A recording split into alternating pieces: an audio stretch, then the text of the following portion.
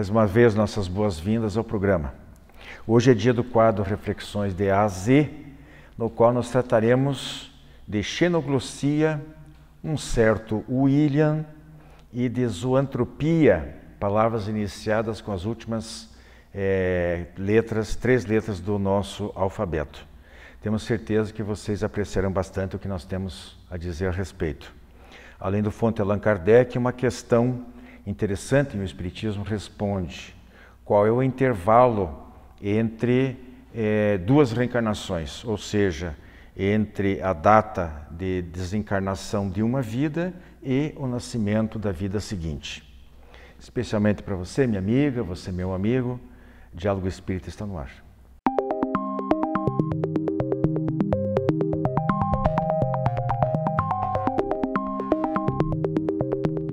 Nosso Reflexões de A a Z de hoje, nós estamos com esses três itens aqui, nós estamos concluindo o alfabeto, né? Começamos lá com a letra A e estamos chegando ao final do alfabeto. Mas não se preocupem, nós vamos recomeçar na próxima semana ou na outra, a gente começa tudo de novo, que tem vários itens começando com as mesmas letras, ok? Então hoje o primeiro item é xenoglossia. Xenoglossia, para quem não sabe, é falar ou escrever em língua desconhecida. Em resumo, é isso. A gente lembra do episódio lá da Bíblia, né, do Pentecostes, onde, segundo o relato, línguas de fogo desceram sobre os apóstolos e eles passaram justamente a falar em línguas desconhecidas. Do ponto de vista do Espiritismo propriamente dito, é estudada como uma faculdade mediúnica ou anímica. Segundo os estudiosos, às vezes pode ser só a própria pessoa, em transe leve, ou enfim, mais ou menos intenso, e ela passa a falar ou escrever, mas sem interferência de uma entidade espiritual. E em outros casos, há sim, editado, né? Ou mesmo para o médium inconsciente, o espírito escreve ou fala em línguas desconhecidas.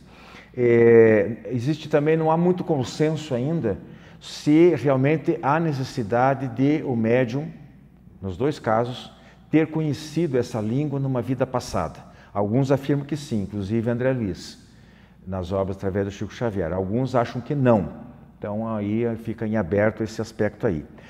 Eu vou contar apenas aqui um caso, antes de passar a palavra para Andréia, da filha do juiz Edmonds, dos Estados Unidos. Ele era membro da Suprema Corte de Justiça de Nova York, do estado de Nova York. A filha dele se chamava Laura. Ela só conhecia o inglês, mas falava 9 ou 10 línguas com segurança e facilidade. Outro exemplo que nós temos de uma médium muito conhecida no meio espírita, que é a Elizabeth de Esperance. Ela recebia mensagens em latim e alemão. A mãe de Gabriel Delany, também uma figura muito, muito importante dentro do movimento espírita, especialmente nos tempos iniciais, escrevia com as duas mãos em línguas desconhecidas. E, para fechar, o violonista Florizel von Henter recebeu uma única mensagem, em 15 versões diferentes, em 15 línguas diferentes. Quer falar um pouquinho sobre xenoglossia? Claro. Então, esse tipo de mediunidade, ele pode ser demonstrado tanto pela psicofonia, não é? Quando um médium consegue ouvir numa língua diferente e falar com aquela língua que ele desconhece. Então, ele serve como mediador e intérprete dessa língua. E a parte psicográfica, quando o médium escreve numa língua que ele desconhece. Segundo Kardec, esse tipo de mediunidade é bastante raro. Aqui no Brasil, por exemplo, nós sabemos do Divaldo Pereira Franco, que já teve comunicações, por exemplo, na abertura de um congresso em 2004, ele recebeu uma mensagem de Leon Denis em francês, então ele psicografou em francês, né? Não é uma língua que ele tenha conhecimento de escrita, então essa psicografia até é publicada, né? A gente pode ter acesso para ler a mensagem, e também Chico Xavier. que Chico Xavier tinha uma mediunidade quase completa, né? Quase todos os tipos de mediunidade. Então, ele também tinha o dom dessa xenoglossia. E xeno quer dizer estrangeiro, né? E a glossia tem a ver com a linguagem, a língua. Então, a gente começa a entender um pouco esse tipo de mediunidade que, no geral, nas casas espíritas é mais raro, né? Nas comunicações que a gente faz na casa espírita, no trabalho mediúnico. Então fica aí mais a título de ilustração, para vocês saberem que existe, que é possível e que existe casos concretos, testemunhados. É difícil explicar esses casos aqui, da pessoa escrever 9 línguas totalmente desconhecidas, ou falar, né? Ou escrever com as 2 mãos também línguas desconhecidas, como eu li há pouco. São situações muito, muito inusitadas, raras, mas que comprovam que existe muito mais do que aquilo que o nosso conhecimento odierno permite, né? Vou passar para Mariana sobre o William Crookes. Antes disso, só mencionar o seguinte: um físico inglês, viveu de 1832 a 1919, descobridor do tálio, é um elemento químico, né? Em 1868 ele foi convocado pela rainha Elizabeth, pela rainha da Inglaterra da época, eu não sei se quem era, não pesquisei isso, para presidir uma comissão de sábios para investigar fenômenos que ocorriam, que se dizia de que os castelos medievais, existe muito filme na literatura, existe até hoje muito presente esse tipo de elemento, né? De fantasmas nesses castelos, né? E o Crookes, William Crookes, era o sobrenome dele, foi convidado para fazer essa investigação, para provar que era folclore, que era lenda, que não havia nada de real. E ele fez, depois de um certo tempo, e ele declarou o seguinte: eu sou obrigado a afirmar que eles existem. Tá? E uma outra observação sobre William Crookes, ele teve muita influência no estudo dos fenômenos espíritas. E ele estudou por cerca de 3 anos a mediunidade da jovem Florence Cook, e que tinha as materializações do espírito de Kate King. Você quer acrescentar alguma coisa? É isso aí mesmo, né? O William Crookes, ele era um cientista, não tinha nenhuma ligação com a doutrina espírita, e ele era realmente um observador, um cientista, e ele foi assim a fundo, pesquisou, ele fez as comparações, ele mensurou esses fenômenos, e quando ele entrega o seu relatório, não foi bem aceito, né? Lá a sociedade científica duvidaram, né, da afirmação dele que realmente existia algo ali, que não era charlatanismo, não era mentira aquilo que eram relatados, né? Que existia assim, essa espiritualidade. E o que aconteceu é que foi arquivado, né? Esse estudo dele foi arquivado porque eles não aceitaram a afirmação dele que existia. E ele só não foi descredenciado dessa sociedade porque ele era muito inteligente, muito estudioso, e também ele era muito sério. Então, o William Crookes, ele trouxe um legado para a doutrina espírita no sentido de comprovar cientificamente que existe algo além da matéria, que existe sim a vida após a morte, existe a vida espiritual, né, a imortalidade do espírito, né, sem ser espírita, cientificamente. Exatamente, é o grande valor, o grande mérito, né? É exatamente esse. Aliás, esse não é caso único, né, Mariana? Muitos começaram a estudar os fenômenos justamente para desmascará-los, né? Acusando de charlatanismo, aquela coisa toda. E acabaram convencidos, inclusive como Lombroso, Cesare Lombroso, um italiano que acabou depois tendo uma comunicação com a mãe dele. E aí arrebentou, né? Porque ver a mãe materializada na frente dele não tinha. Quem que não conhece a mãe não sabe o que a mãe, como é que eram suas feições, como é que tratava, aquela coisa toda, né? Então são situações assim que vale a pena. Quem duvida, ainda acha, será que o espiritismo é uma coisa para ser levada a sério? Será que... A gente sabe que não se trata apenas de fenomenologia, não é só fenômenos, né? Existe a parte a parte religiosa e a parte filosófica da doutrina, que precisa ser estudada por igual, os 3 aspectos. Mas o fato é que uma coisa acaba se somando e complementando a outra. Você quer falar um pouquinho de zoantropia? Posso. Antes de falar da zoantropia, eu queria só complementar e acrescentar, né, essa questão do William, que ele trouxe o caráter científico, como a Mariana falou, para essas investigações que não eram consideradas. E uma coisa curiosa foi que depois de 32 anos, ele participando de um congresso, ele diz, eu reafirmo aquilo que eu falei lá atrás. Exatamente. E eu teria mais coisas a acrescentar. Então ele não falou, eu não vou voltar atrás, eu não vou falar que não é verdade. Então isso é muito bonito da pesquisa dele, né? Então, ele trouxe essa cientificidade para o fenômeno, né? E coisa que até hoje a gente não tem, né? Falta muita gente hoje com evidências sóbrias e falta honestidade intelectual ou coragem, pelo menos, de admitir os fatos, porque daí vai ser criticado no seu grupo, na sua classe, às vezes é jogado para escanteio, como se diz, né? Então muitos preferem ser mais discretos, mas enfim, esse é outro caso. Vamos passar para o 3º item, então. A zoantropia, né?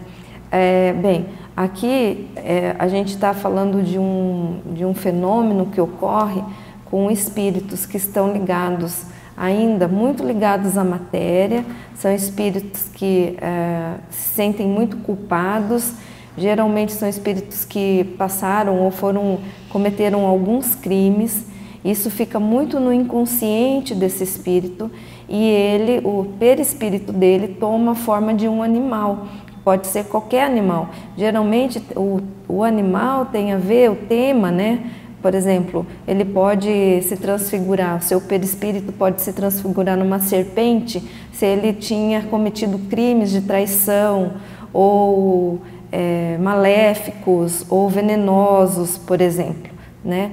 E o mais comum, que é muito citado na literatura, é quando o perispírito toma a forma de um lobo. Então, ele apresenta as características desse lobo, né? Por que isso ocorre? Porque esse espírito ainda está muito materializado, seu perispírito ainda é muito denso, né?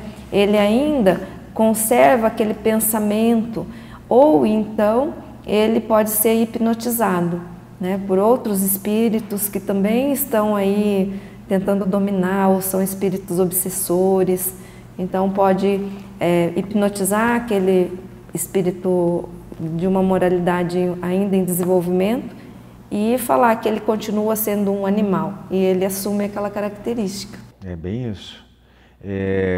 O significado da palavra ali, né?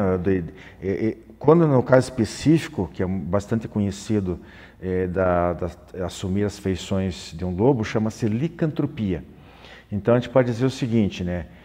Licantropia seria um caso específico de zoantropia. Zoantropia de zoo, né, animal, é geral. E licantropia é um caso particular, porque o lobo é talvez o caso mais comum que a gente ouve falar, né? Tem alguma coisa para colocar sobre isso? Tem dentro da doutrina, né, na literatura, nós temos os domínios da mediunidade, nós temos relatos, né? Também no livro Libertação, de André Luiz, né, ele vai trazer uma história de uma mãe, né, que ela também, devido a um crime que ela pratica contra os seus filhinhos, né, ela então é julgada, né, diante de um tribunal de espíritos malévolos, né, e a condena então fazendo a sugestão hipnótica que ela era uma loba. Né? Então ela passa a se comportar como tal. Né? E também nós vamos ver também na Bíblia o caso de Nabucodonosor, né, que ele passa ali 7 anos, né, como um animal.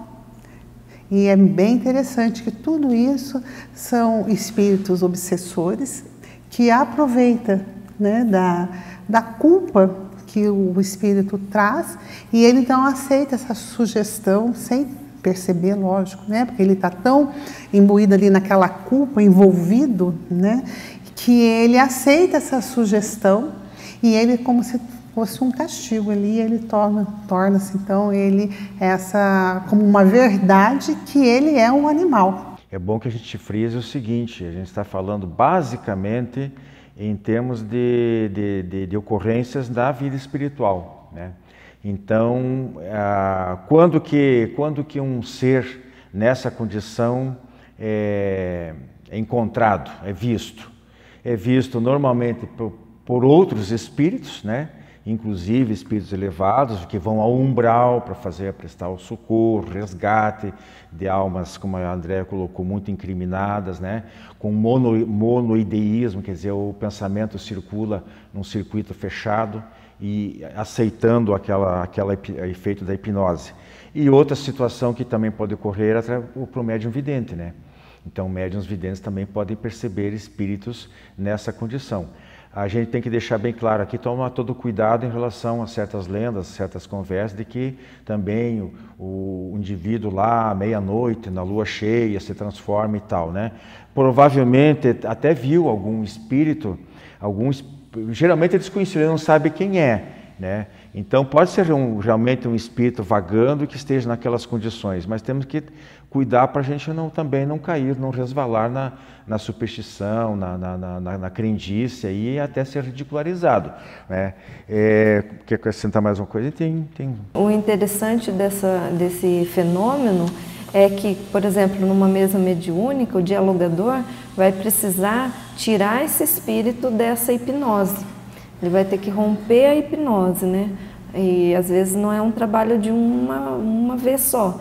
São muitas vezes as tentativas ali de romper essa hipnose para que o espírito que estava sendo hipnotizado consiga também receber o auxílio. É porque o perispírito dele realmente acaba assumindo aquela aparência. E vai ter que ser feito um trabalho, uma operação espiritual prolongada. No caso da reunião mediúnica, entre encarnados e desencarnados para socorrer. São quadros muito dolorosos, né? Sem dúvida nenhuma. Ok, meus irmãos, ficamos por aqui então com o nosso Reflexões de AZ de hoje. A Associação de Divulgadores do Espiritismo do Paraná precisa de você para manter no ar este programa. Faça contato pelo e-mail adepr@adepr.org.br ou pelo WhatsApp 41 98 777 2201 e obtenha mais detalhes. Além de doações avulsas, você pode colaborar veiculando anúncios publicitários como forma de apoio cultural. Divulgue o seu produto ou serviço para toda a região metropolitana de Curitiba, com alcance nacional, pelo nosso canal no YouTube. Os valores dos anúncios são incríveis, muito abaixo dos praticados no mercado. Informe-se. Ajude você também a fazer o diálogo espírita cada vez melhor.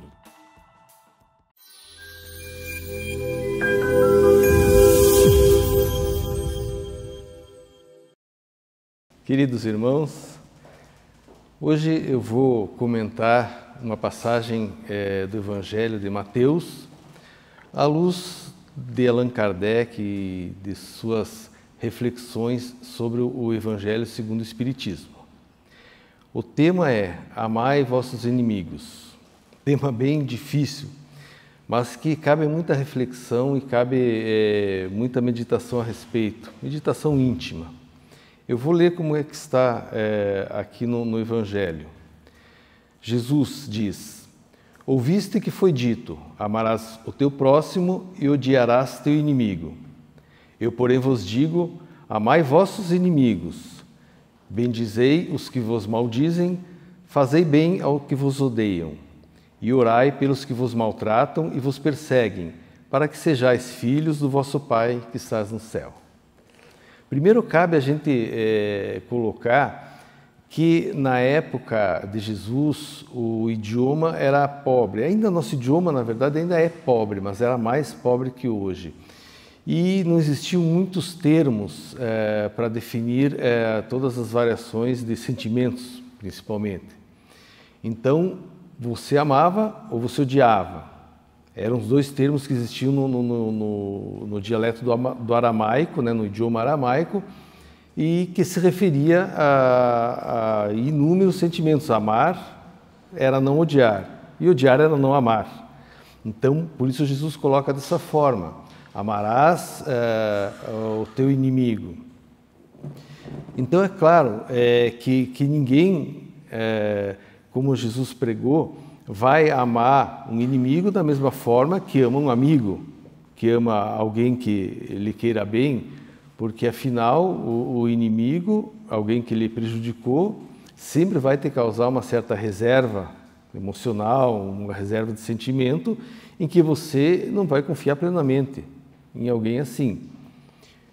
E também Jesus disse, se vocês amarem somente aqueles que vos amam, não farão diferente dos maus que também amam o seu clã e também amam porque aguardam um retorno. Então, o que Jesus colocou naquela época e que nos cabe a reflexão é que nós ainda não aprendemos a amar, essa é a verdade. O amar é uma ação que temos que desenvolver. E essa ação é mais prático, mais fácil para nós desenvolver junto aos familiares, junto às pessoas que amamos. Mas, ao mesmo tempo, temos esse compromisso, porque Jesus nos diz, amai aos inimigos. E esse trabalho de amar os inimigos começa justamente a partir do momento que eu começo a entender o que é o amor, junto àquelas pessoas com que eu tenho facilidade de desenvolver esse sentimento através do meu trabalho, do meu esforço em cultivar e regar esse amor, transferir isso para pessoas que me fizeram o mal. Ou seja, o primeiro momento para mim é deixar de odiar, como Jesus falou, não odeie, ame, é eu não cultivar o ódio, não cultivar o rancor, não cultivar o sentimento ruim que me causou aquela pessoa que me fez mal. Esse é o caminho, não existe outro. E não é um caminho fácil, é um caminho difícil, mas é o que temos que trilhar, porque só vamos encontrar a nossa paz, o nosso equilíbrio, quando a gente não tiver no nosso coração alimentando o rancor, o ódio do mal que nos fizeram, seja qual for o mal.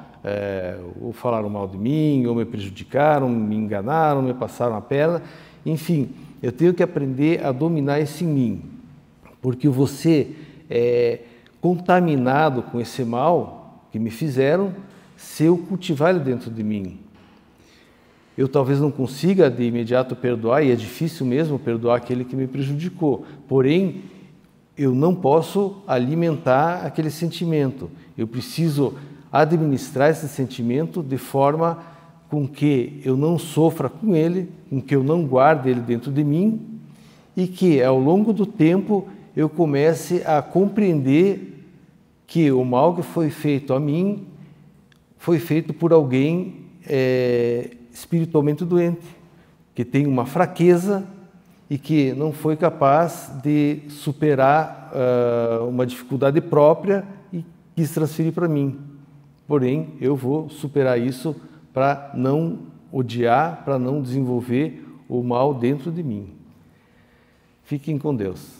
Jornal Comunicação Espírita. Nesta edição, na matéria de capa, a gota d'água também tem seu custo. No editorial, uma sociedade em risco. IAD Paraná necessita com urgência de mais colaboradores. Ainda, curiosidades sobre as mesas girantes. Em Palavra dos Espíritos e dos Espíritas, conhecendo as doenças, segunda parte. Jornal Comunicação Espírita. Assine e recomende.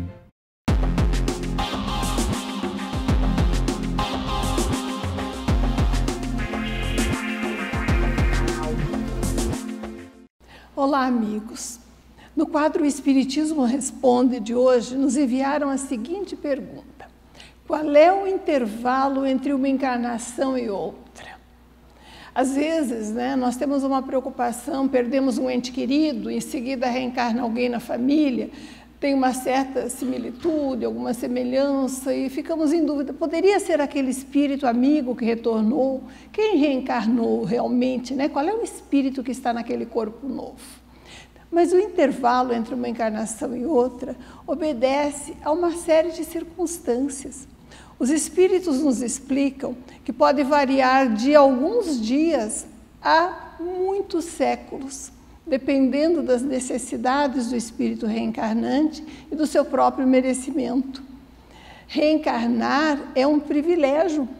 Tem muito espírito na fila, esperando uma vaga, uma oportunidade de voltar, porque é na encarnação na Terra que nós realmente podemos progredir mais rapidamente. O contato com as pessoas diferentes de nós nos desafia a mostrarmos o nosso melhor, se quisermos progredir espiritualmente, ou o nosso pior, se nos entregamos ainda ao egoísmo.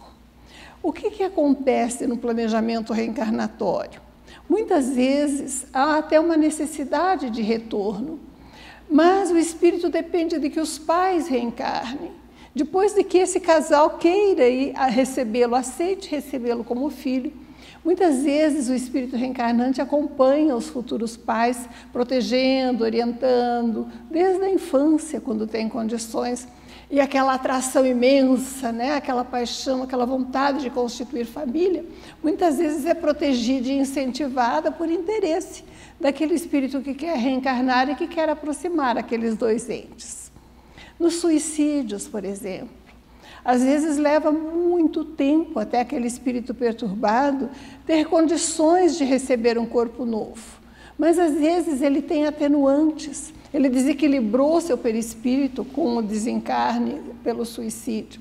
Mas seus familiares, seu grupo espiritual, às vezes conseguem interceder por ele e ele recebe uma bênção de encarnação muito rápida, mas geralmente terminada ou já nas primeiras tentativas no aborto durante o período da gestação, ou na morte em tenra infância, em que ele precisava voltar à carne por um período curto de tempo para promover o reequilíbrio das suas energias espirituais e mais para frente receber a oportunidade de voltar com uma programação espiritual bem estabelecida, resgatando suas dívidas e continuando o seu progresso.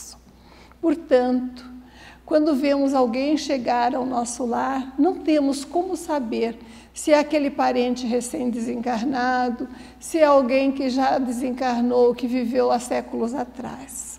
Muitos espíritos que querem se preparar, estudar, às vezes pedem para ficar mais tempo no plano espiritual. E é fato notório, a gente observa nas comunicações mediúnicas, que o encarnado, isso a gente vê no dia a dia, tem medo da morte muitas vezes, mas o espírito mediano que vai reencarnar muitas vezes tem pavor de voltar, porque não sabe todas as circunstâncias que vai enfrentar, não sabe quais são suas forças para vencer as provações, enfrentar as expiações necessárias. A reencarnação, então, é um privilégio que nos leva a pôr em prática tudo aquilo que programamos no plano espiritual antes de nascer, que nos leva a nos reaproximarmos de antigos laços de desafetos, a reencontrarmos desafios, ensejos de progresso, oportunidade bendita de trabalho. Mas o intervalo entre uma vida e outra depende das necessidades espirituais do reencarnante, das possibilidades do grupo espiritual reencarnado que vai recebê-lo e do mérito.